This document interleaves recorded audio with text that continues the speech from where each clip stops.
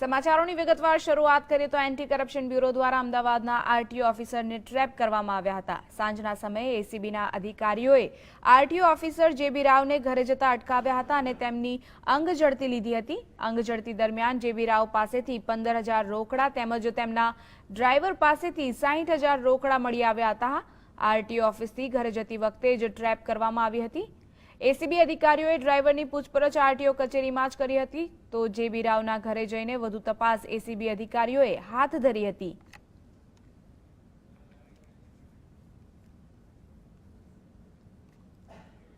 ખાસ કરીને જ્યારે તેમની કારમાં ઘરે આવી રહ્યા હતા ત્યારે એન્ટી કરપ્શન બ્યુરો દ્વારા રેડ કરવામાં આવી। ખાસ કરીને કારનો જે નંબર છે GJ1RH9779 આ કારમાં તે ઘરે આવી રહ્યા હતા ત્યારે એન્ટી કરપ્શન બ્યુરો દ્વારા રેડ કરવામાં આવી। ખાસ કરીને જોઈ શકો છો તેમનું મકાન છે। ખાસ કરીને મકાનમાં એસીબીના અધિકારી હાલ તેમની પૂછપરછ કર્યા છે કે તેમની પાસે જે રોકડ રકમ મળી આવી છે તે રોકડ રકમ ક્યાંથી આવી હતી, ખાસ કરીને રોકડ રકમનો કોઈ ઉલ્લેખ થયો છે કે નથી થયો, કોની પાસેથી આ રોકડ રકમ મળી આવે છે, ત્યારે સમગ્ર વાતમાં જોવાનું રહેશે કે કેટલી રોકડ રકમ બેનામી મળી આવે છે।